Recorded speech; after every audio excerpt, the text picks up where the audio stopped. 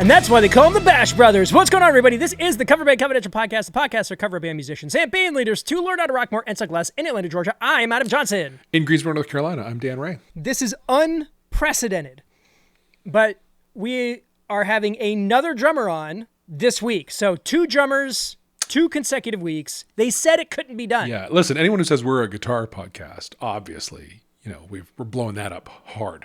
Yes. Suck it, guitar nerds. That's right. Without further ado, sorry, folks. Ladies and gentlemen, Mark Frederickson. Hey. From the now named Frozen Coyote. Correct, yes. Formerly beginner band, and still a beginner band, but now the beginner band known as Frozen Coyote. Yep. There you go. Just to kind of play recap here, Mark first hopped on the podcast back in April, and I just realized that because I was at Disney World and wasn't a part of that episode. And he basically had hit us up in the weeks prior saying, hey, I'm trying to get back into this whole thing. Or into it for the first time, really. I mean, but back into music as a group activity, I guess. Absolutely. And putting a group together, trying to find some guidance. And then we followed up probably a month or so later with some additional updates. And life has happened and things have progressed. And now we are you were on 26 episodes ago. That's 6 months, pretty, right? yeah. 6 months tomorrow. So I can only assume, and I'm not assuming because I know exactly what has happened, but Right. a lot has changed. Indeed. Wouldn't you agree? I would. If nothing else, you guys have had 400 episodes, and I wanted to make sure to give you guys a shout out for that, and for Mike for hosting last week. That was absolutely just a tearjerker of an episode. I felt it. Yeah, so for both of us. Too, yeah. Congratulations, guys. I just want to say that. I appreciate that. Thank you. Yeah. Yeah, the Slack channel was a flutter with kind words, and it was very, very cool. Yeah. We definitely appreciated it. But that's neither here nor there, Mark. Stuff has happened. 6 months has passed. Let's catch up. Let's see where we're at. Yes, back to you. It is. Yeah.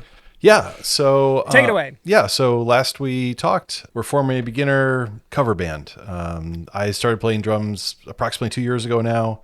Our guitarist started in COVID. Our bassist grew up playing violin, and then one day I was walking in music around and saw a fretless bass and said, yeah, that's for me. And our vocalist is, Mr. Karaoke, but just, amazing. Did I forget? I think I got it right. Good. I think I got it right. So we all got together starting in April. We started practicing. We had a goal of a show in the summer. Our original plans on that kind of fell through for logistical reasons, but we probably weren't ready anyway. And then in August of this year, we had our first gig in the very prestigious Mark's Garage venue. If you're ever in Ann Arbor, Michigan, I highly recommend playing it. It's pretty well. Yeah, we had a big crowd of dozen of people there, and not dozens. No, a dozen of people. Dozen, yes. Listen, I've played to less people in the past month or so. Yeah. So no sweat there. Yeah, no, it was a good crowd. They were very supportive, and now we're kind of in some ways kind of asking, well, what's next, right? We got over that big milestone, the first gig, and now it's what is the next thing for us? And so I'm really glad to have this time to chat with you guys, because this is a great moment for to bounce some ideas around and to talk through some things and also just catch up. So I'm looking forward to it. Yeah, absolutely. I do think that the thing we need to deal with right out of the gate is the name. Yeah. So Frozen Coyote. Mm-hmm. Unpack this. Sure. So there is a local Reddit group for Ann Arbor, Michigan, where we are broadly located. I'm not even sure anyone's technically live in Ann Arbor. We're all in the area. And I want to say February of this year, somebody was out walking their dog and snapped a photo and posted it to the local group and asked, is this a coyote? And the picture was of this frozen rigor mortis canine-ish animal in a blue Ann Arbor garbage bin, and the whole thing kind of it became one of those internet memes, but kind of in a local way, and it got kind of bounced around here and there, and like, you know, the city was commenting on it. Oh, we don't think that this is a big problem around here, having frozen coyotes. Anyway, there was like some follow-up, and so we also met on that same local Reddit group. And so we're knocking ideas around, and we had a few others, and I was like, oh, hey guys, remember that coyote thing? And we all kind of laughed about it. And then somehow, I didn't think it was going to be the winner, but when we did our like, here are the top 5, let's all vote for them. That one was the one that came out on top. And so we stayed true to our roots, true to our Michigan weather and local flora and fauna. And we are Frozen Coyote. I like it. I like it. A local meme. Yeah, exactly. Yeah. I feel like at some point, if we get more of a public kind of a gig, I feel like going back to that Reddit and be like, hey guys, remember, you know, is this a coyote? Is this a cover band? We will find out. I just like the name because there's like an OEO kind of like. No, it's, yeah. It's very, it's satisfying to say. Yeah. I named the Wi-Fi for our mixer Froco Yo-Yo. Just because, you know, really lean into that that sound. Yeah. Yeah. I've always felt like band names that are a little bit tricky, a little bit, you know, the new Strange is a twist, right? That my previous band, the Clanky Lincolns, like it's got a lot of sort of glottal moments in it that make it a little bit hard to say, and I think that makes names sticky. I don't know. I think you did well there. I'm happy. One can hope. One can hope. Yeah, I also enjoy that. I mean, we have some great memes that have recurred on our local subreddit. If I was going to go there, it would be Wendover River. There's a major thoroughfare called Wendover Boulevard that sometimes floods, and it's known as the Wendover River on Reddit. That kind of thing. I think that's really good. Nice. One more thing on that, at our gig in August, which I previewed, probably the highlight of the whole day was having one of the guitarists draw our Frozen Coyote logo, which he, you know, sketched in the back of a napkin at one point on my drum head. So now I have proof of the band and our rise to fame. Life. Yep. Yeah, it's good. Yeah, once it's on a kick drum head, it's official. That's right. It can't get more official than Crucial. that. No. Yeah. It's like, you know, registered, trade, etc. Well, it's at least the you know, you can copyright something once it's in a tangible medium of expression, and that qualifies for that. So there you go. It does.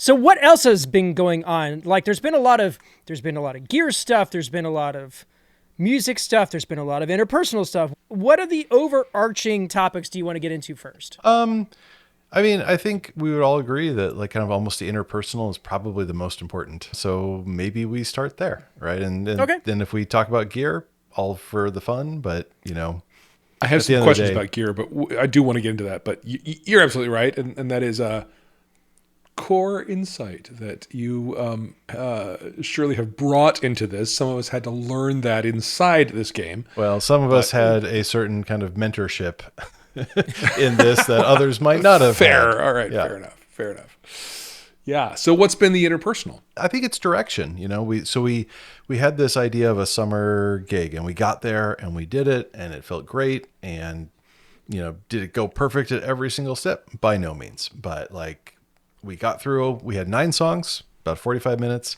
We got through all of it. We never had to restart. There were some rocky starts. There was me, you know, turning off the click track while, you know, trying to also play at the same time and just being like, hey, let's just feel this one out.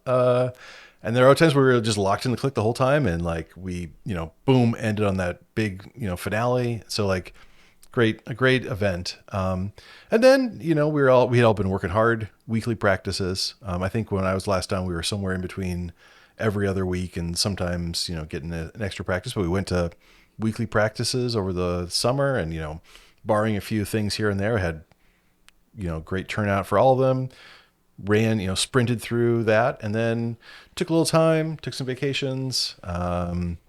One of our guys got a little bit sick, kind of dropped off the map for that. Totally understandable. And now we're coming back together, and we're saying, what's next, and what do we need, and what's our priority, and, you know, maybe most importantly, who are we, right? And that's kind of who is Frozen Coyote is kind of the question of the day.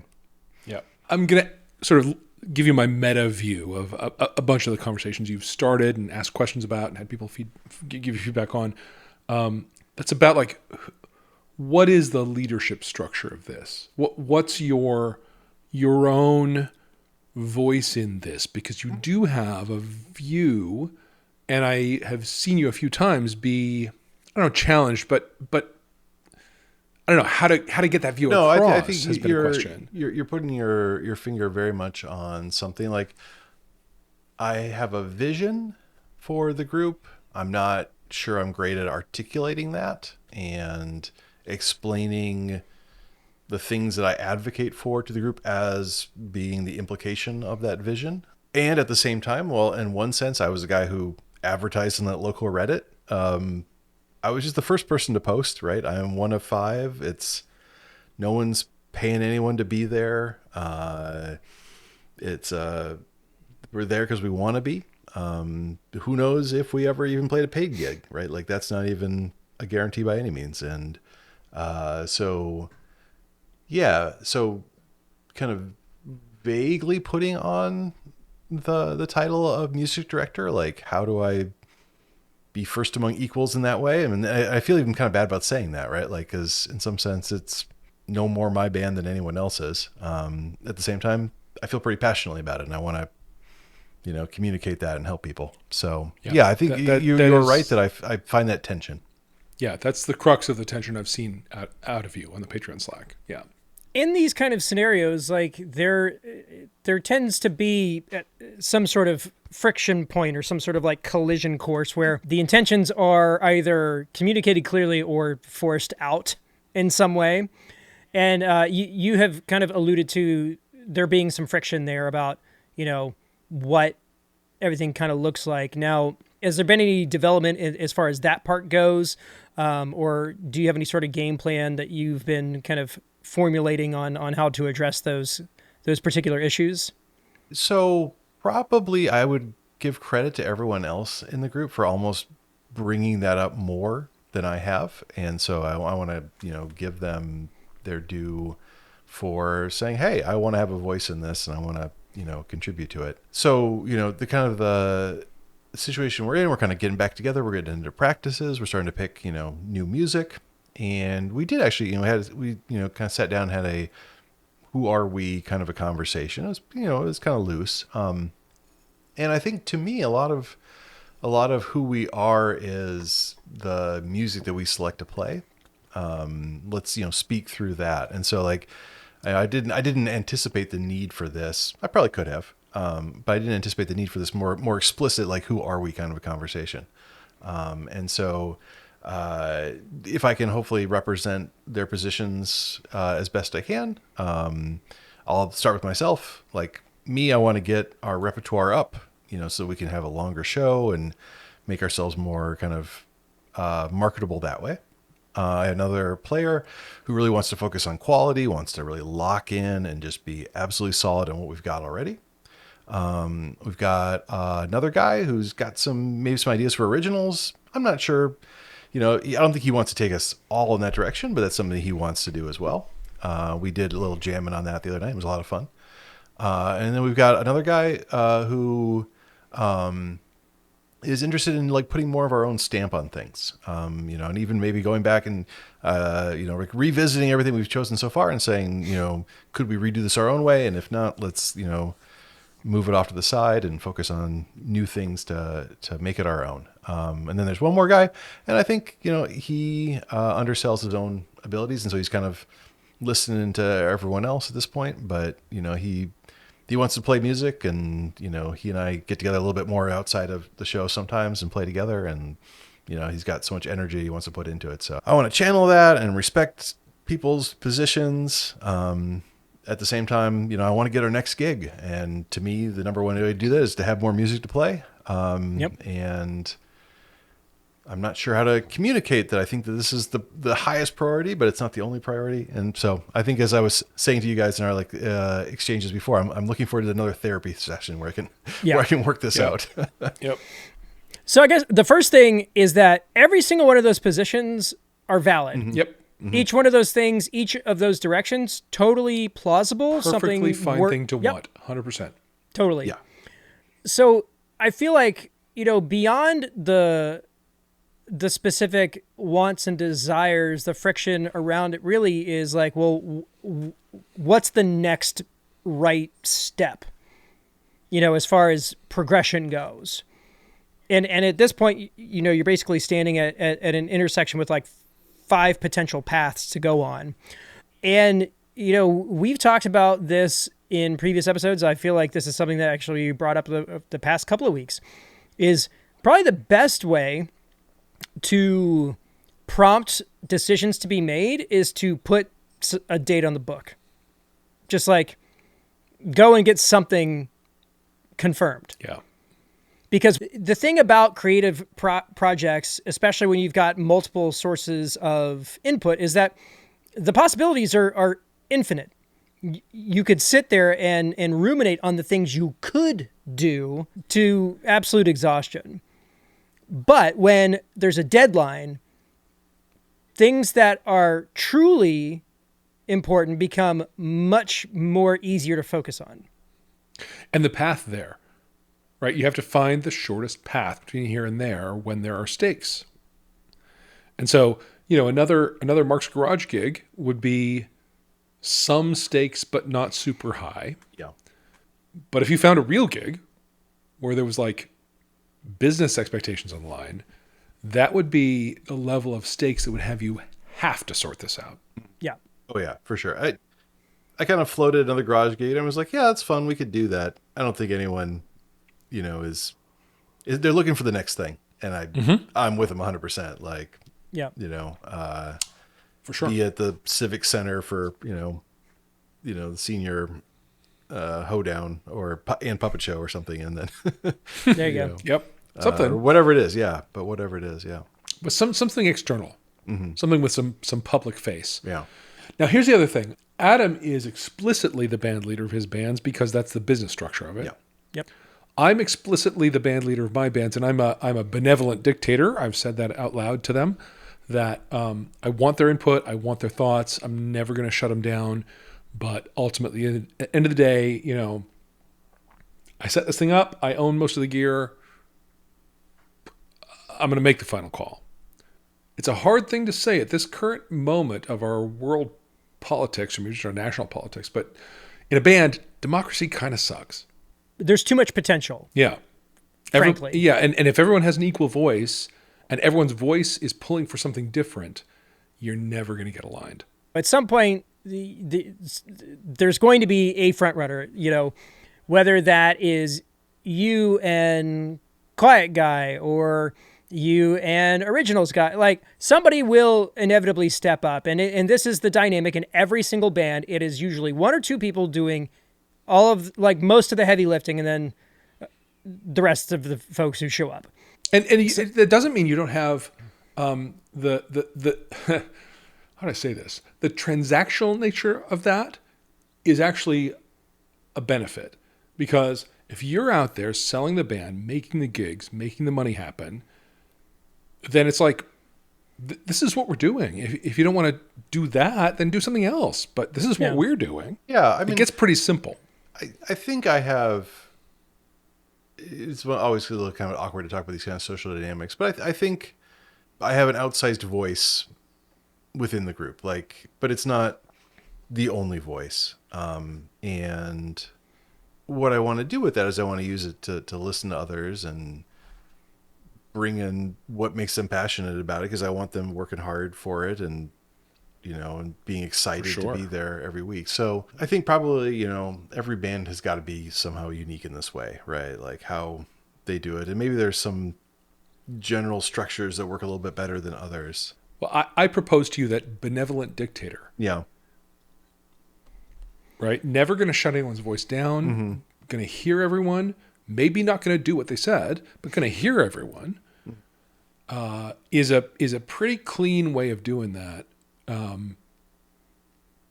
Certainly has been in my experience. My last band was like, we tried to be more democratic. It was the same kind of thing you're talking, like, where I don't want anyone to feel any kind of way about anything.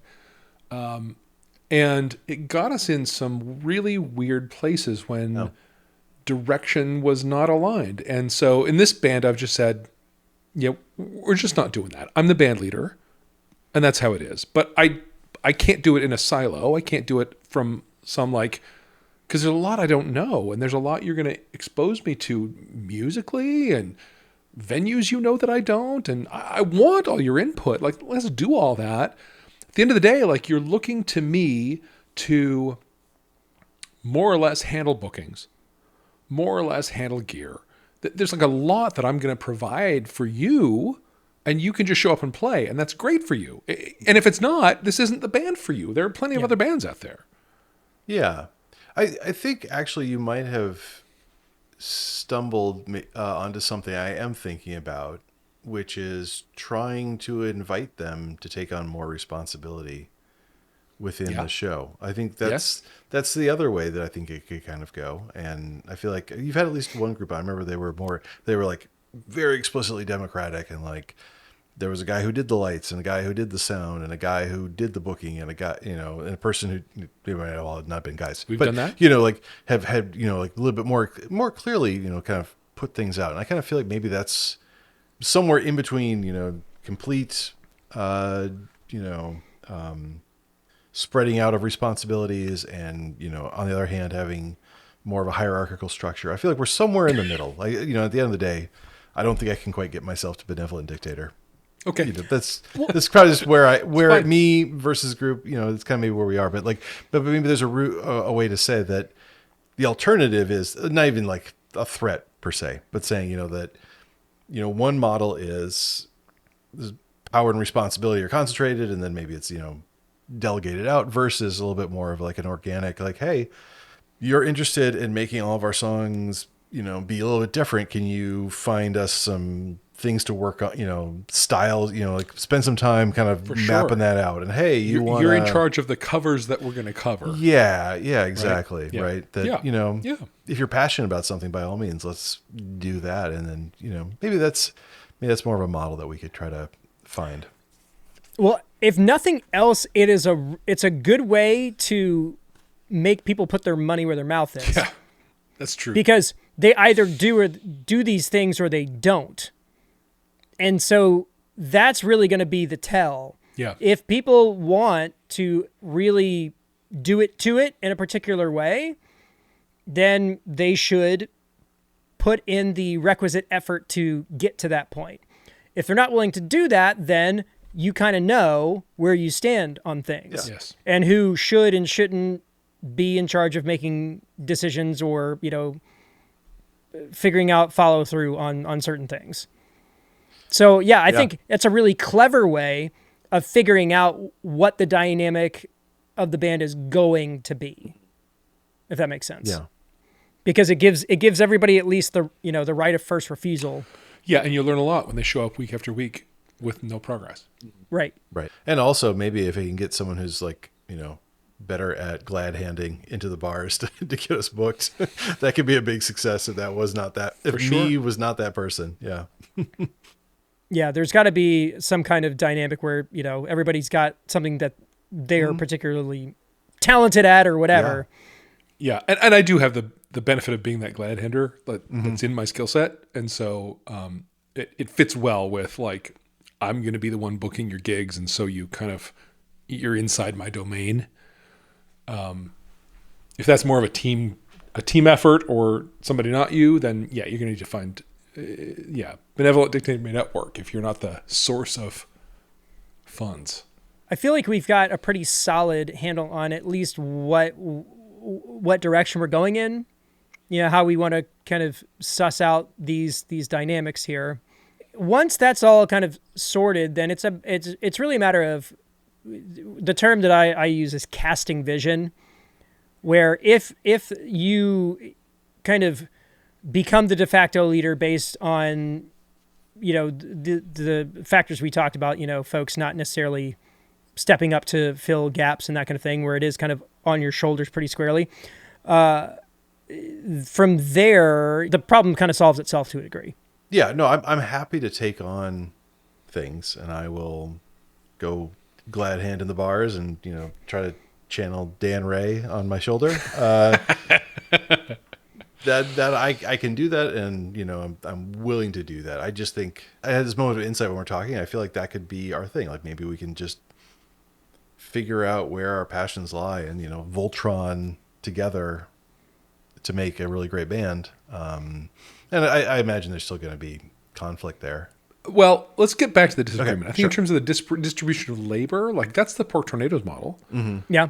Right? Mike is in charge of social media and sort of sales and growth, and he's really strong at that. And other people have taken other pieces of the work, and they are the one band I know of that really has had that distribution of labor model work, and at scale. I mean, maybe that's the lesson for all of us. Yeah. So I wouldn't dismiss that at all. I think that it's a different conversation from a divergent view of the band's future. We need to talk about that. So, but right now I'm putting a pin in that. I think in terms of, getting what you are right now out into the market, very much could be a distribution of labor, delegation, whatever. And there is a model for that working. Well, and dynamics, progress and evolve over time. True. So, these things can kind of be fluid, especially now because nobody's got a particular, lane that they're operating in. No assignments have been made necessarily. So I think it's a good idea to kind of let the situation kind of play itself out, but by issuing these kinds of things like, hey, if we're going to do this, then I need somebody who feels like they could do this responsibility and can do that responsibility, and just see who steps up. Yeah. And, some of the other stuff as far as like whether your vision aligns with other folks, I know that we've already discussed that you've had a person just kind of say, hey, this isn't for me. And I'm out. Like that's probably what will happen inevitably, is if what you are trying to do doesn't align with what they want, and they seem to be the odd person out, then, they'll typically be like, okay, well, this is clearly not for me. And that problem kind of takes care of itself to a degree. And it gives you new problems. I don't relish that. No, right? I do not. Well, you're going to have to find a new bassist every 6 months. I mean, that's been my experience. That's the thing. Like, none of this is ever done or finished or final. It's like laundry. Finding band players is like laundry. Yep. You've always got to put laundry in and get it out and fold it and put it away. That's that's just a fundamental of this. No, I think one weakness we have is we are somewhat apart from the musical community because we're new to this. We just don't have the years of playing with other people and things like that. And that's something that kind of concerns me. Or maybe put it another way, thinking about how could we fill in for someone who's, can't make a gig. I have no idea. I have no Rolodex, that's kind of a very existential kind of a problem for us. I think, hopefully we don't have to deal with it for at least a little bit, but yeah, in the long run. Well, listen, we don't have weaknesses. We have opportunities. That's the way that we need to be framing these things. And I see Dan just rolling his eyes. It's like, I had a boss one time who said, speak.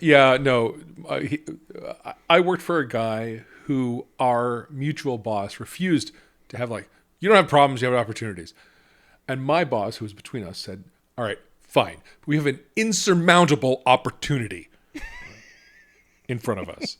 But it really, I mean, the perspective of looking at things that way is better. I'll give you that. Well, I'm just saying that coming at it from the outside isn't necessarily a bad thing. True. First off, it's a clean slate.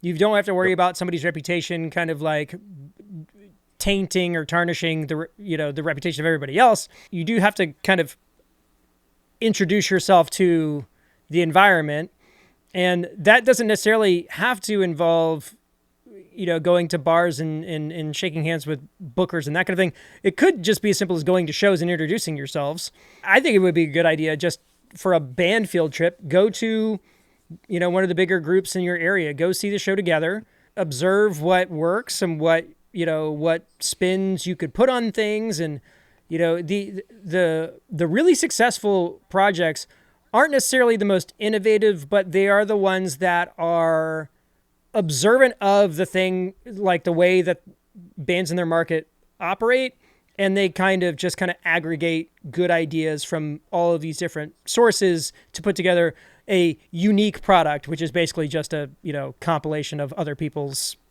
input and ideas kind of put together. Yeah. Cover bands. Let's not pretend like Right. we're doing anything other than copying people. That's right. Might as well just, do it top to bottom. No, I love that. We should definitely get out and do that kind of thing. When I was clear it was time to start the Clanky Lincolns in 14 maybe, I reached out to the guy I wanted to be in it with me, and I invited him to come to a gig I knew was happening with a band that really inspired me, the Radio Narcs here in North Carolina. They're not together anymore, but at the time they were killing it in the business, and the way they were organizing their set list and organizing medleys and stuff was really unlike anybody else. And I took him out to a show to see them, and we stood there and watched this power trio just crush it for a couple hours. And at their break, we ended up standing outside with their drummer and talked to him about so amazing. And by the end of that night, he was really clear what kind of show I was interested in putting on. And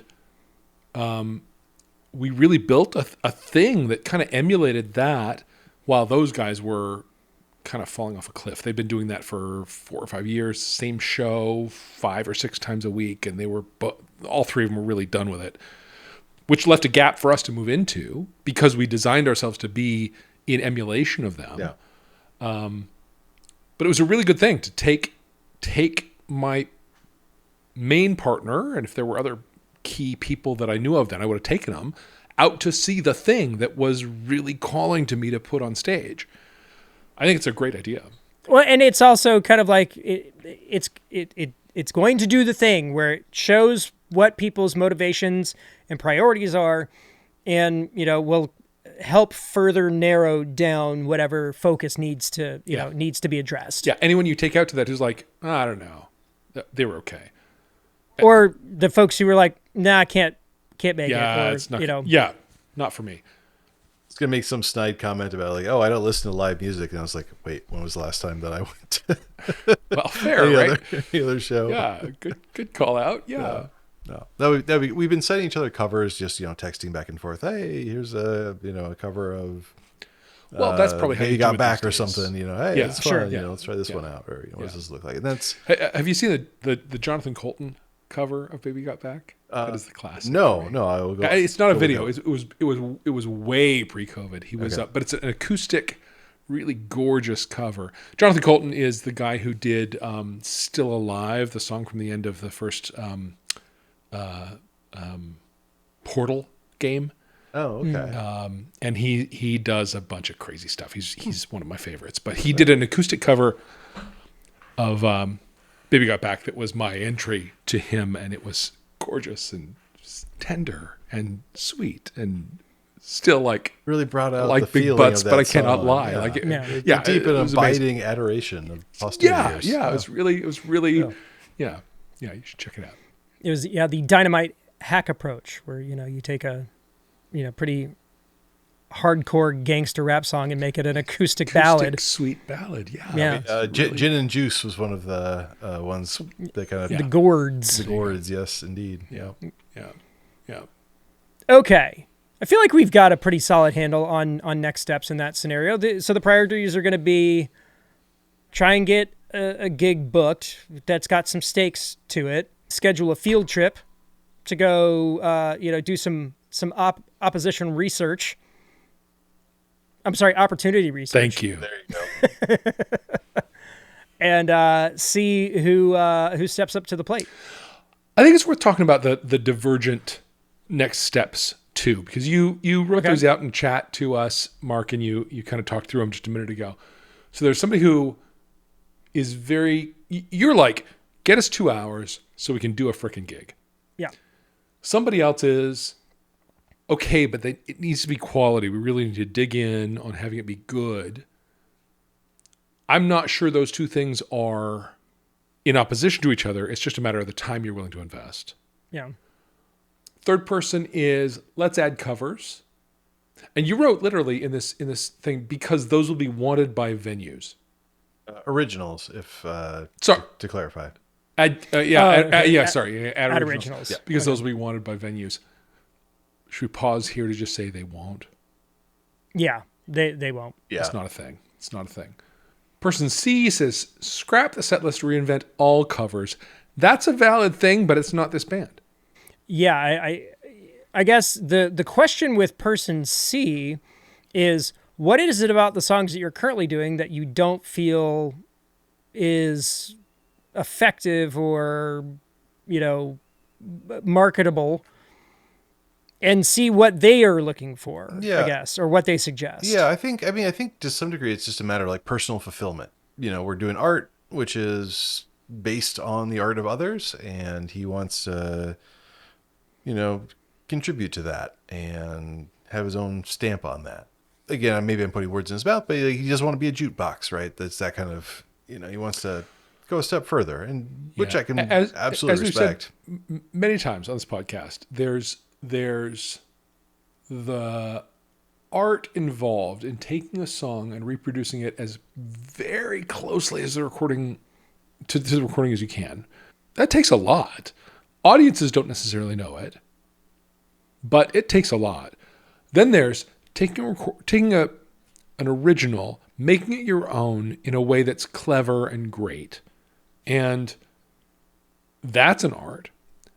Then there's writing a whole original song from scratch, making it totally your own. Nobody's ever done it before. And that's an art, and that's great. I think there's a lot of misunderstanding between those things that probably is the most fundamental misalignment of intentions that a band can have. So if they joined your cover band hoping to turn it into an original band,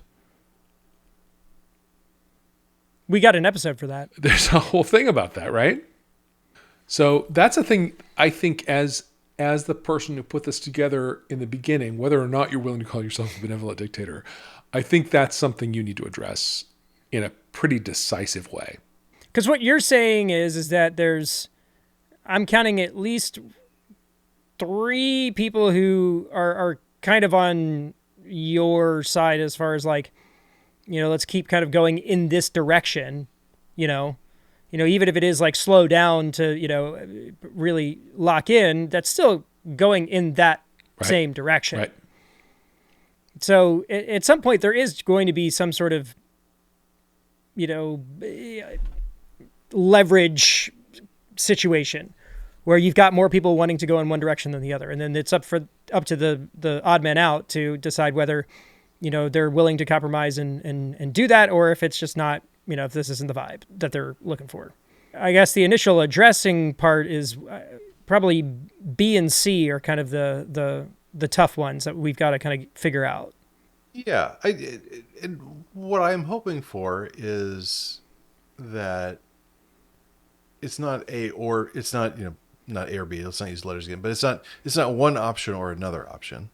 Right. It's how can we appropriately, weigh out our options and maybe spend some time at every rehearsal on an original, right?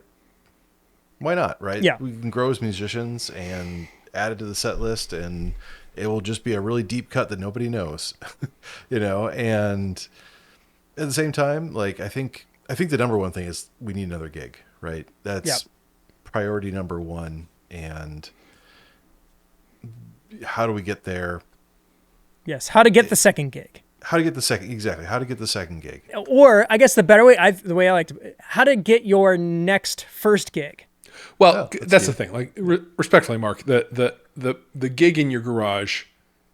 Yeah. Yeah, sure. Let's say, how do you get your first gig? Really, right? Yeah. Okay.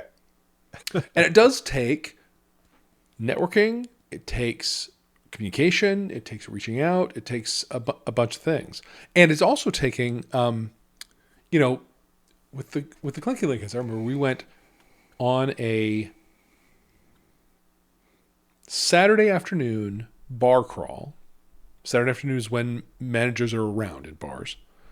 And we had built a one-pager that asserted a lot of resume quality that we didn't really have. We walked into our first place here in Greensboro, a place called Stumble Stillskins, and met the owner, happened to be there, because Saturday afternoon is when you meet the owner, and gave him our one sheet, and he sat us at a table and buzzed around. Like he made us wait for 45 minutes to talk to him. And we sat there. We sat there and waited it out. And he came finally.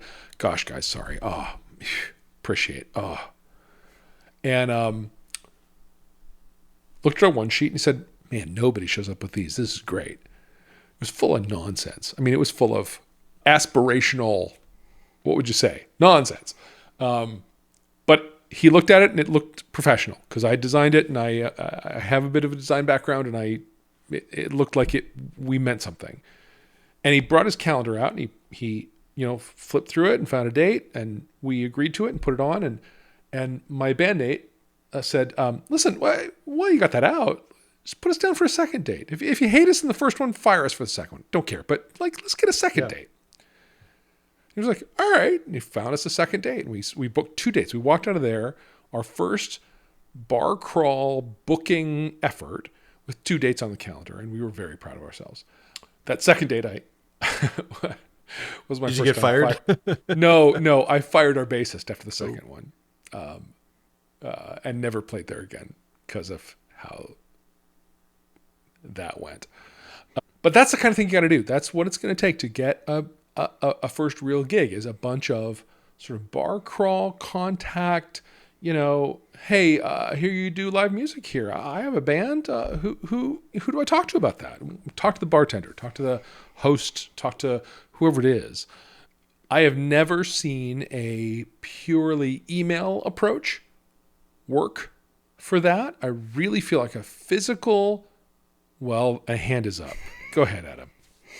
Oh, I'm just saying, I book stuff over straight up email all the time. You do because you're established. A band that's not established, that email is meaningless. Meaningless for a booker. I don't know. I think the thing that really needs to happen is just the marketing materials just need to be solid. And listen, the floor of what is considered acceptable or even exceptional is so low. That's true. Okay. That's good to know. That's true. It's shocking, frankly, how easy it is to put things together that paint you in a good light and are not even being considered by other folks in your market. So like Dan said, putting one sheet together or having something that you can flip an iPad in their direction for them to peruse. It takes surprisingly little effort, but is invaluable because most people don't think to do it. Yeah. Or just aren't willing to put the effort in. Yeah. Hey, did you take good video at the Mark's Garage gig? No. This was maybe the one failure was a lack of foresight to get the marketing materials out of it. Yeah. Well, look, and you could throw another one with the intention of doing that. Right? It would be worth doing. Early days of both of my bands, I walked into those meetings in bars with video ready to go on my iPad that was curated, but didn't necessarily show Pork Tornadoes style gigs, right? It was close up on us. It was, here's what we look like on stage, and it worked. It actually really worked well. I feel like I could get us back in the garage and we could just shoot, one song, and I could show up and say, "Hey, we haven't had a gig yet. This is what we look like."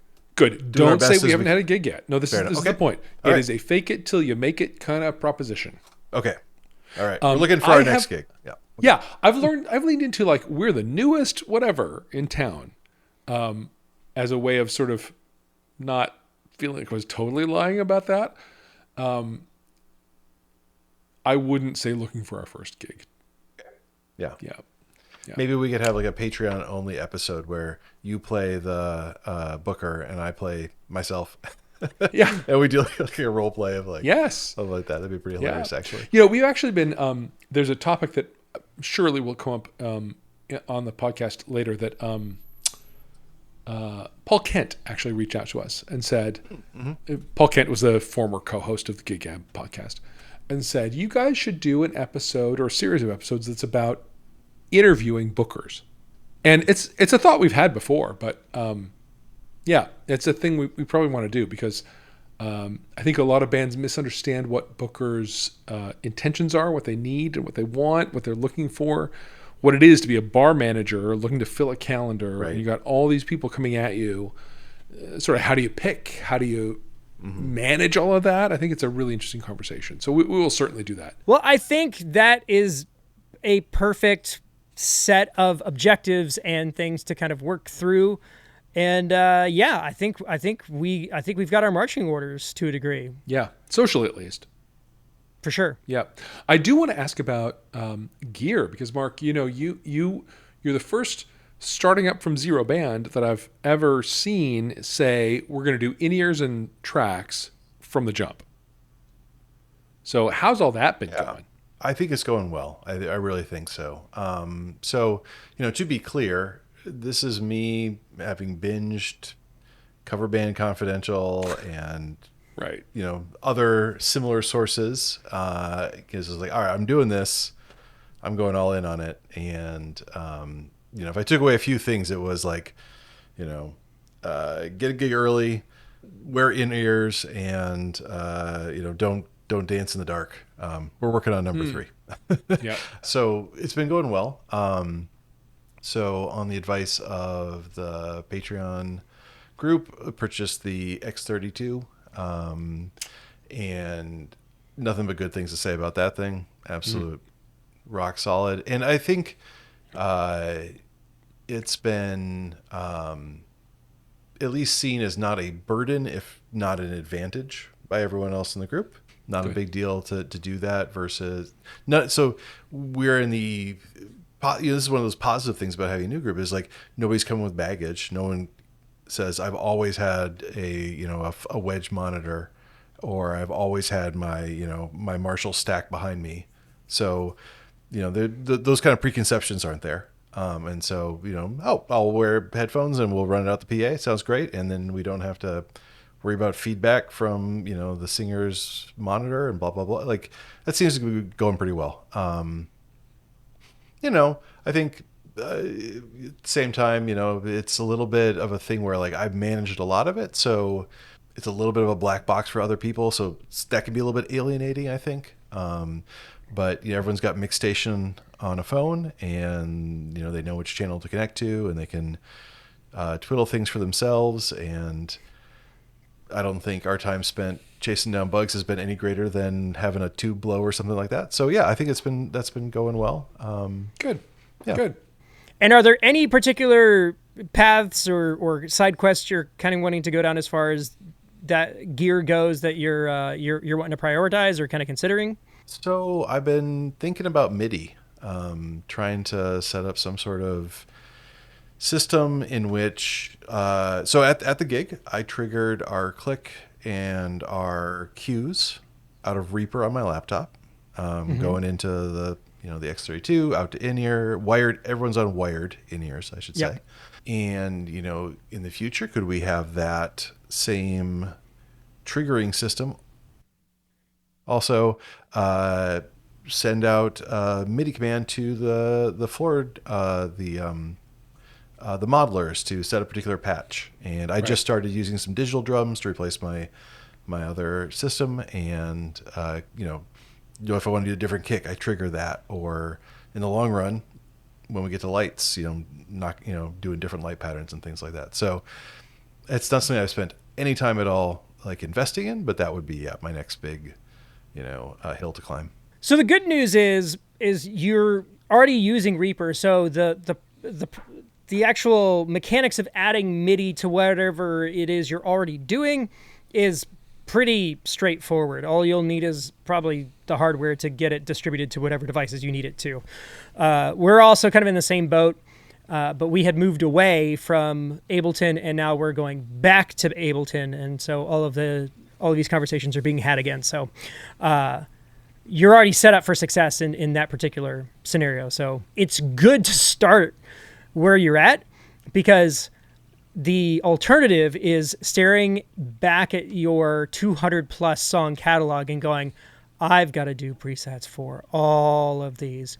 And just the general dread of thinking about that fills my day with woe, frankly.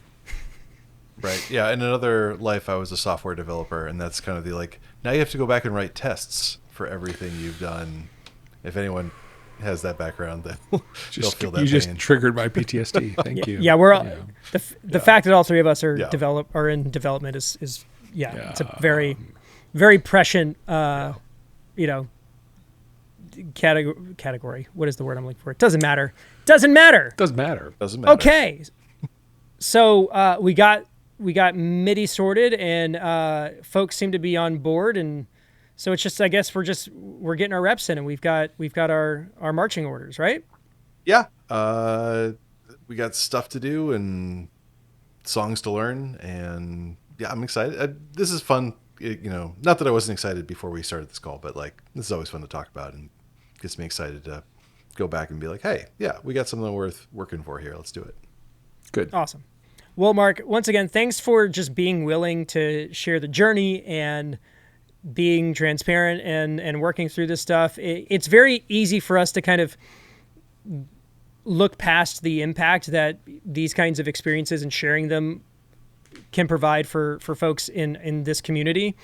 Because I guarantee you, somebody who's listening to this week's episode is going to go, oh, I know what that feels like, or, something to that effect. So really appreciate you reaching out really in the first place to kind of put yourself out there and give us the opportunity to, be a part of it.